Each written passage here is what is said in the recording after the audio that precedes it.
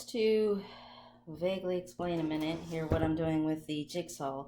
Instead of fighting with the curves around the table saw or anything, I just thought because I'm going to be doing some arch work and the cat door, I'll just use the jigsaw for everything. I had my initial markings for the inside of the door, which is the lines here and here. But again, I remember saying how I'd like it to be on the outside with the hinges. There's that sort of trim line on the playhouse where the hinges will go. So the door needs to be slightly wider than what the interior measurements are. So I made my interior measure because I was basically holding the wood up to the house door to check the measures and make the lines. But then I cut my sheet down in half, and then I cut broad, and now I've cut closer. So I keep checking my door size against my door frame. So it was a little long at the bottom, and this arch obviously it needs to be organized a little nicer. It's actually this interior line here that I think is going to be the top, because this line here was a little lip above the archway. So and as you can see, again, I've got little design work and the knocker and the handle. This is actually kind of sturdy. Maybe on its own, this might be good for like a play door. Again, I just think it might be lightweight, that it might flip open. So again, in the future, I might need some kind of magnetic latch or lock. But also, I'm going to be making it a little heavier with some of those pallet boards.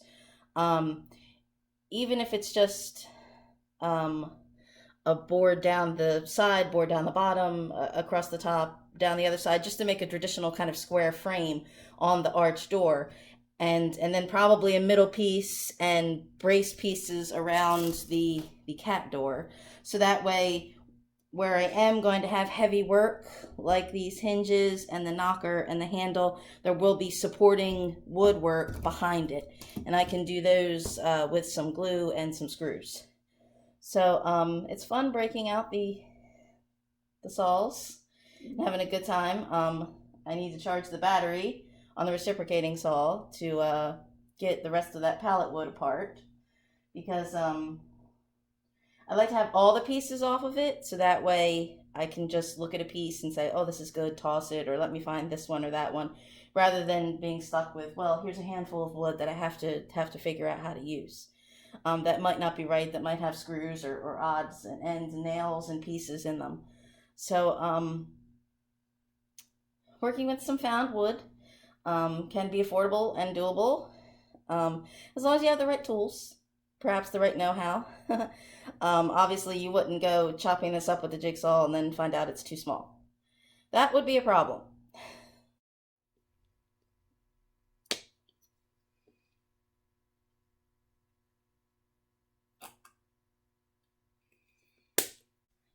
Hello again, horror addicts. I am still in the garage. Now I just want to do my little aging painting here on the little lion knocker.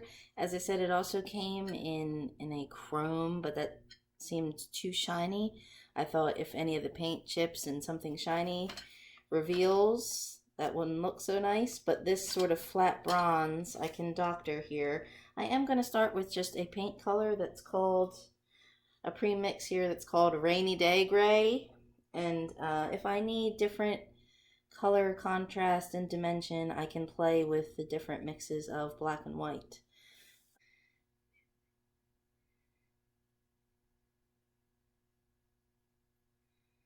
So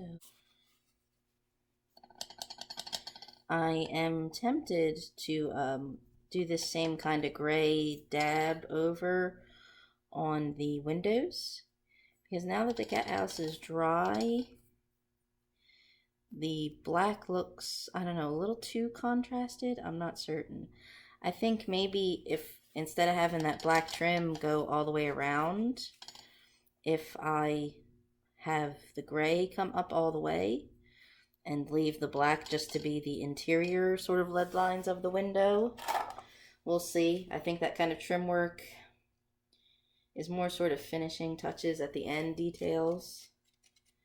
Right now I just want to get done.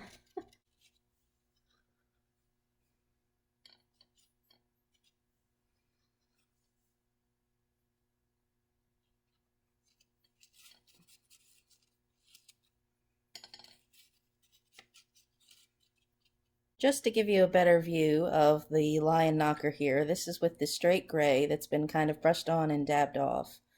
Um, Actually looks pretty nice right now. So I still have a little bit of the gray. So I think I'm going to put a drop of black in that perhaps to get a little darker mix.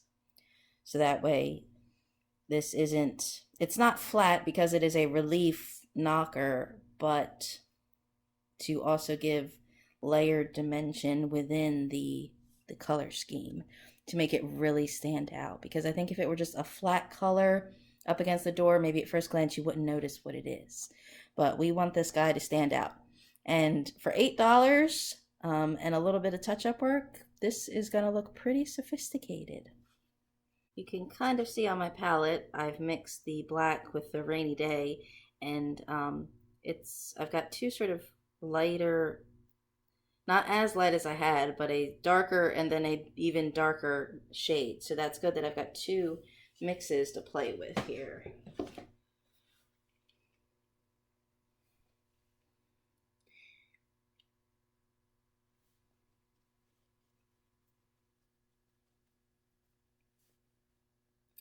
So, and this is kind of still wet also.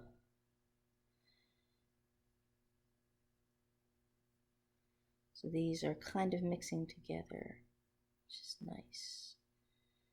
This is sort of how I did the little Dracula face on the cardboard fountain for the tombstones.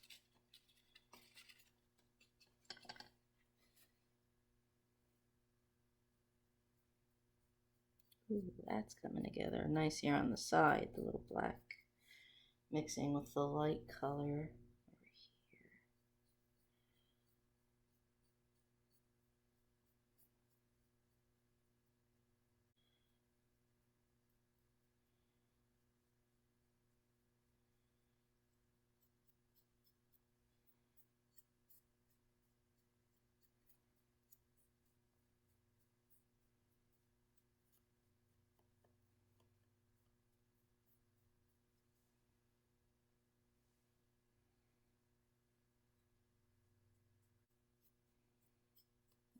Even after I darken it, I can always again go back and lighten it. So a little bit of trial and error and experimentation.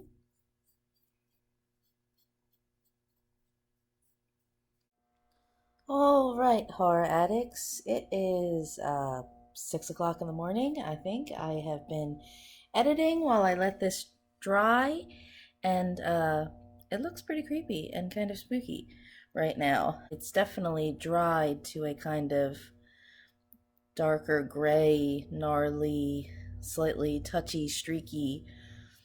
It looks thicker and heavier, almost like stone.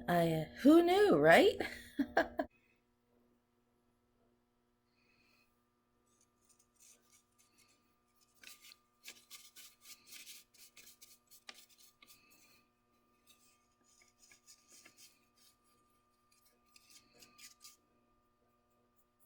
Hey, I did a little bit of the light on the lion, and you can see some of the relief much better now.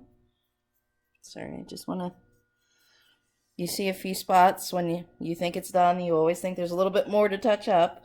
I'll let this dry, see if there's any other spots where a little bit of the bronze was showing through, maybe underneath.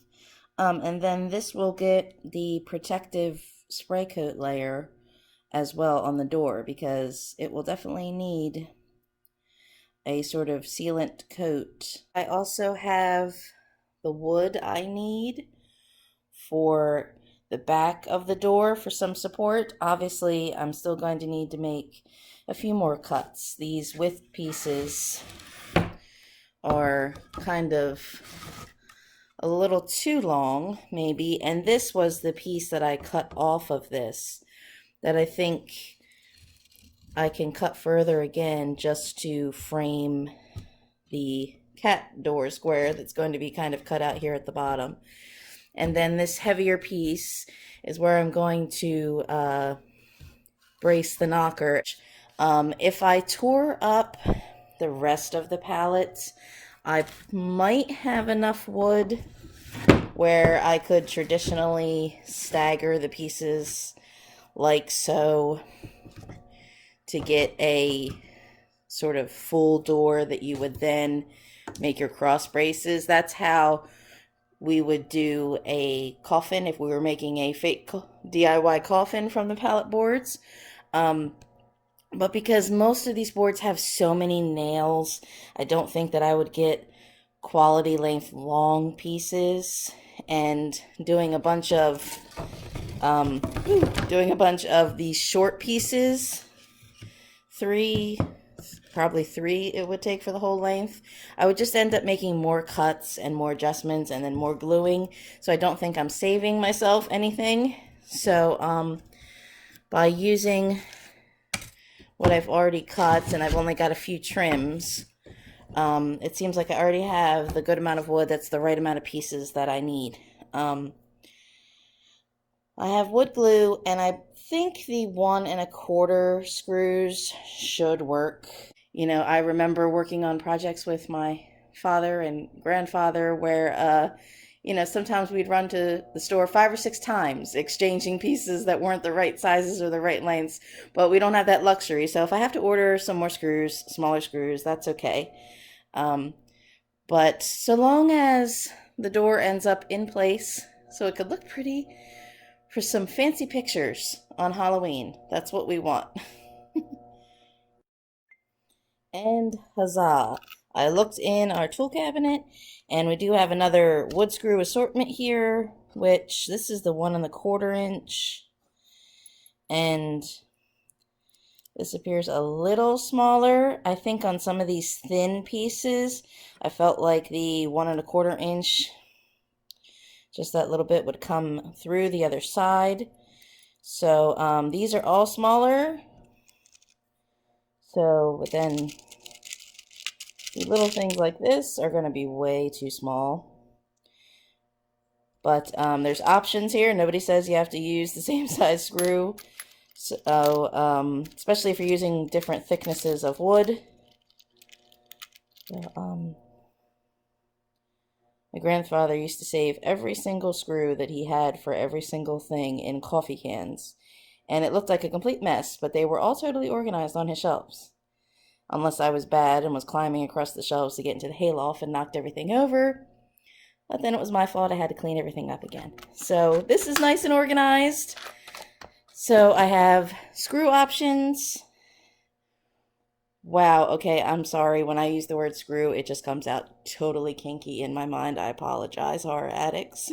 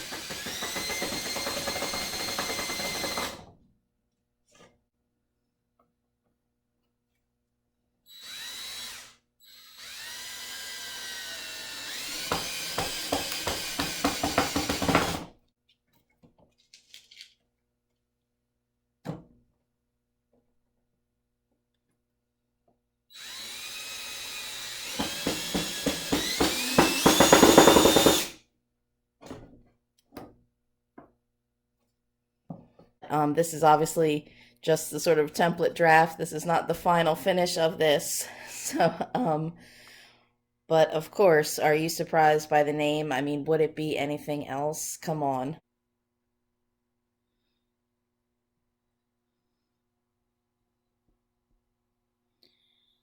I know that this is probably a little overkill at this point. You know, nobody's gonna touch the nameplate here to know that it is a relief, but I will know. Okay, everybody, some door artwork is done. I did this before on my cemetery, cardboard cemetery tombstones on the gateway, where I had written across the top, and I wasn't using the little padded little letter stickers that I used on some of the tombstones because I needed bigger letters, so I just did them hand sketched out and painted, and then made a relief here with the tacky glue. So as I said, maybe this is a little much because I don't think people are going to come up and touch it and be like, wow, it really stands out. But I hope it just gives it a little more dimension, maybe from far away, that you do notice. And at this point, I guess I am in the artistic phase, not the assembly phase. So it's either go big or go home, right? So the door needs to be spray painted when all this dries. I'm gonna probably finish the black on top of here, and then the same thing, cover it for the protection. And I still need to do the trim on the cat house, but it's been raining today, so weather held out for me pretty good to get what I needed to get done outside on my schedule. But today it was raining, so I couldn't go out and do the touch-ups, but the inside of the playhouse is dry. So I know that the insulation works, and when I get this door installed, I will do a couple pieces of that same foil on the back of this door as well. But I really feel like there's light at the end of the tunnel, that this project is basically, well, it's not finished, but that it is definitely coming to an end. This needs the top black paint on the nameplate and the gloss gray spray paint on the door. It needs to be attached, and I need to do the touch-up trim around the windows. So that's basically it. So there were times when I could not see the end of this project. It seemed like it was going to take forever, even though outside of those half days doing the insulation and these couple days waiting for one coat of paint to dry and then going to the next coat of paint, I'm still at, I think, 6 days total.